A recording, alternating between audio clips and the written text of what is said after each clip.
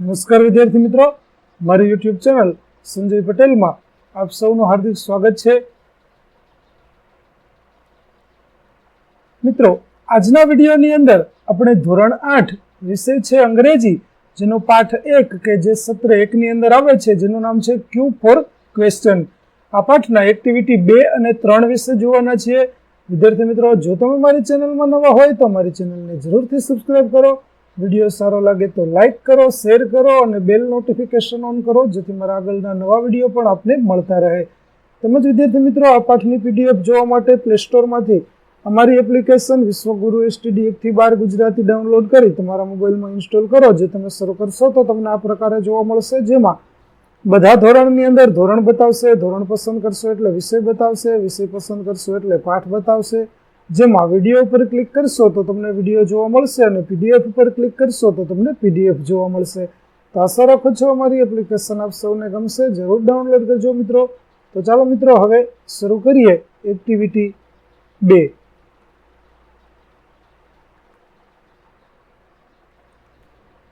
Activity 2A,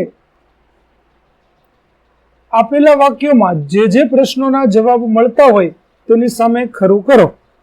તો ચાલો આપણે પ્રશ્ન જોઈએ. પેલો, Sunita Williams stayed in the space for 36 day. Sunita Williams અવકાશમાં 36 દિવસ રોકાઈ હતી.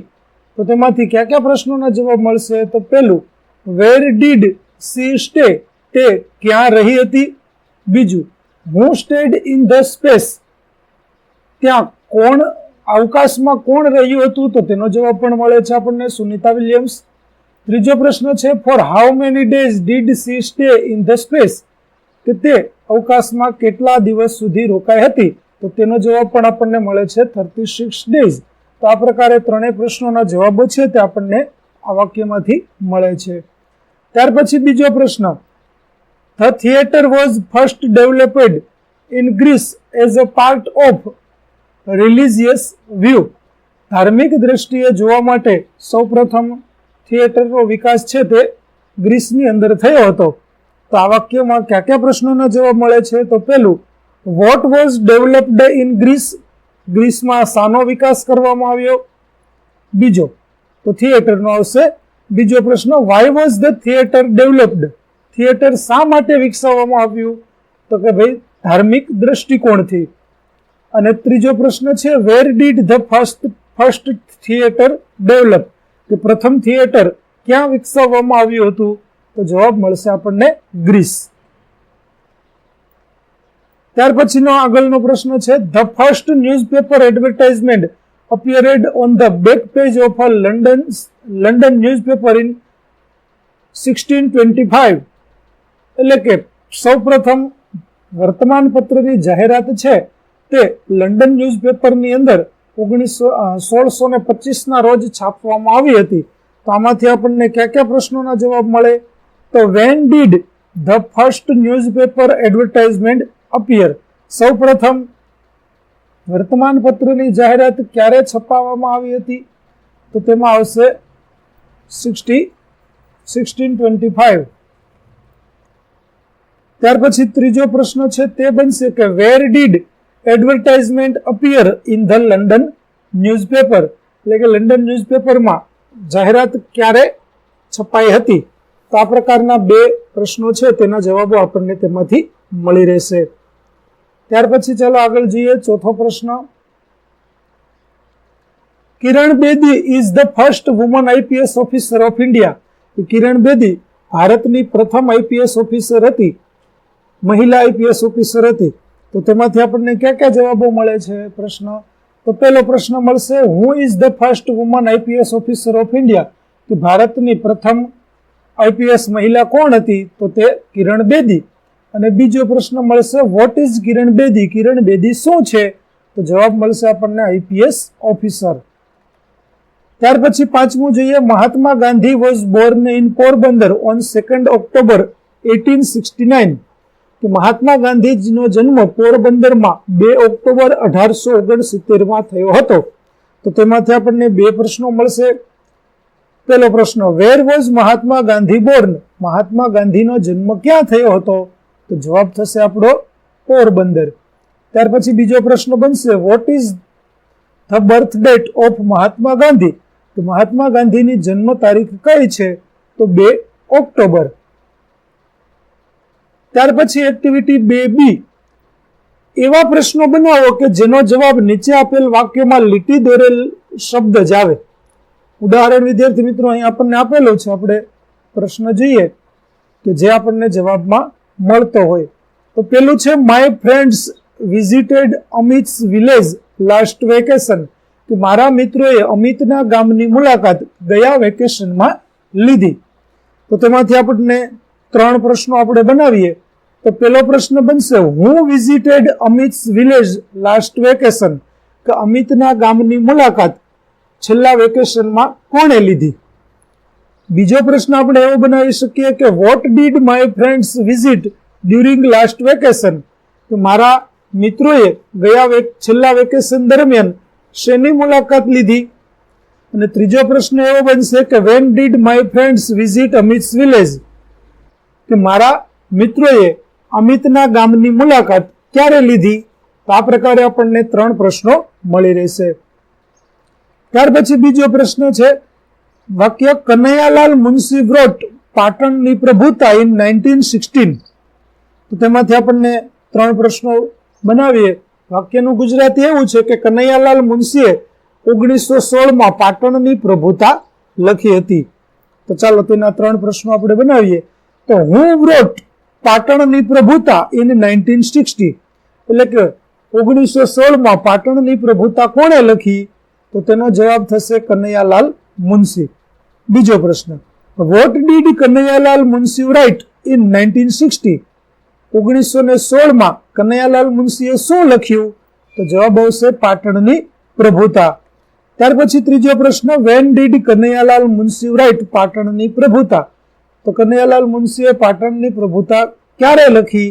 તો જવાબ આવશે 1916, 1916માં. તો આ પ્રકારે આપણે 3 પ્રશ્નો બનાવશું. ત્યાર પછી ચોથું વાક્ય છે તેના જોઈએ, જેમાં Sunita Williams was born on 19th September 1965 in Ohio. Sunita વિલિયમ્સનો જન્મ 19 સપ્ટેમ્બર 1965માં ઓહિયોમાં થયો હતો. તો તેમાંથી આપણે 3 પ્રશ્ન બનાવીએ. જેમાં પહેલો પ્રશ્ન, who was born on 19th September 1965 in Ohio, એટલે કે 1965 19 સપ્ટેમ્બરના રોજ કોનો જન્મ થયો હતો? તો જવાબ આવશે સુનિતા વિલિયમ્સ. બીજું, when was Sunita Williams born, Sunita વિલિયમ્સનો જન્મ ક્યારે થયો? તો જવાબ આવશે 19th સપ્ટેમ્બર 1965. અને ત્રીજો પ્રશ્ન છે, where was Sunita Williams born, Sunita વિલિયમ્સનો જન્મ ક્યાં થયો હતો? તો જવાબમાં આવશે ઓહિયો. ત્યાર પછી ચોથું, Munna made mango juice in the morning, તો મુન્નાએ કેરીનું જ્યુસ સવારમાં બનાવ્યું. તો તેના 3 પ્રશ્નો બનાવીએ. તો who made orange juice in the morning, કે સવારમાં કેરીનો જ્યુસ કોણે બનાવ્યું? તો જવાબ આવશે મુન્નાએ. બીજું, what did Munna make in the morning, મુન્નાએ સવારમાં શું બનાવ્યું? તો જવાબ આવશે મેંગો જ્યુસ. અને ત્રીજો પ્રશ્ન, when did Munna make mango juice, કે મુન્નાએ મેંગો જ્યુસ ક્યારે બનાવ્યું? તો જવાબ આવશે ઇન ધ મોર્નિંગ, એટલે કે સવારમાં. પાંચમું, Maya attended the special classes to learn English, તો માયાએ અંગ્રેજી શીખવા માટે ખાસ વર્ગો જોઈન કર્યા કે જોડાણી. તો પહેલો જ પ્રશ્ન બનશે, who attended the special classes to learn English, કે અંગ્રેજી શીખવા માટેના ખાસ વર્ગો કોણે જોઈન કર્યા? બીજો પ્રશ્ન થશે, what did Maya attend to learn, Maya શું શીખવા માટે અંગ્રેજીના વર્ગમાં જોડાણી? અને ત્રીજું, why did Maya attend the special classes, તો માયાએ અંગ્રેજીના ક્લાસ શા માટે જોઈન કર્યા, અથવા તો માયાએ ખાસ વર્ગો શા માટે જોઈન કર્યા? તો તેનામાં જવાબ આવશે લર્ન ઇંગ્લિશ. તો આ પ્રકારે આપણે પ્રશ્નો છે તેના જવાબો બનાવી દઈશું. ત્યાર પછી activity 3, here are some riddles, try to solve them in groups, then write the answer. અહીં આપણને કેટલાક ઉખાણા આપેલા છે, આપણે તેના ઉત્તરો છે તે શોધવાના છે. તો ચાલો આપણે તેના ઉત્તરો શોધીએ. જેમાં પેલું ઉખાણું છે, it begins just where it ends and your lovely house there it stands. What is it? કે એ ત્યાંથી શરૂ થાય છે જ્યાં તે પૂરો થાય છે, એન્ડ તમારું ઘર તેના ઉપર આવેલું છે, ઊભું છે. તો તે શું છે? તો આન્સર છે રોડ, એટલે કે રસ્તો. ત્યાર પછીનું, no tongue no ear I can speak and sing and hear who am I. કે મારે જીભ નથી, કાન નથી, છતાં હું બોલી શકું છું, ગાઈ શકું છું અને સાંભળી શકું છું. તો હું કોણ છું? તો જવાબ થશે આપણો ટેપ રેકોર્ડર, કે જે બોલી પણ શકે, સાંભળી પણ શકે અને આપણને સંભળાવી પણ શકે.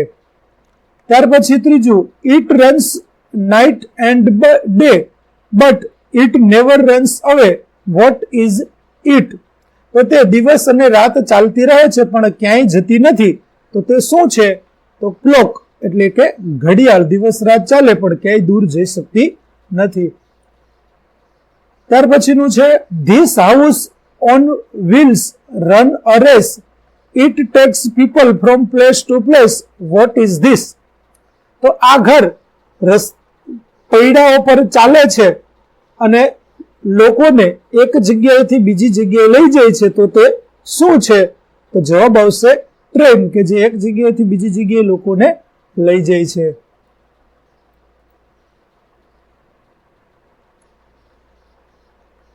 તો વિદ્યાર્થી મિત્રો, અહીં આપણી પાઠ 1ની એક્ટિવિટી 2 અને 3 છે તેનો વિડીયો પૂરો થાય છે. આગળની એક્ટિવિટીનો વિડીયો મેળવવા માટે મારી ચેનલને જરૂરથી સબસ્ક્રાઇબ કરો. તેમજ પીડીએફ જોવા માટે પ્લે સ્ટોરમાંથી અમારી એપ્લિકેશન વિશ્વગુરુ STD 1-12 ગુજરાતી ડાઉનલોડ કરો. જેમાં આપને ધોરણ 8 તમામ વિષયની સ્વાધ્યાય સોલ્યુશન, સ્વાધ્યાય પોથી સોલ્યુશનની પીડીએફ મળી રહેશે, જે એકદમ ફ્રી છે, કોઈ પણ પ્રકારનો ચાર્જ નથી. તો જરૂરથી ડાઉનલોડ કરજો.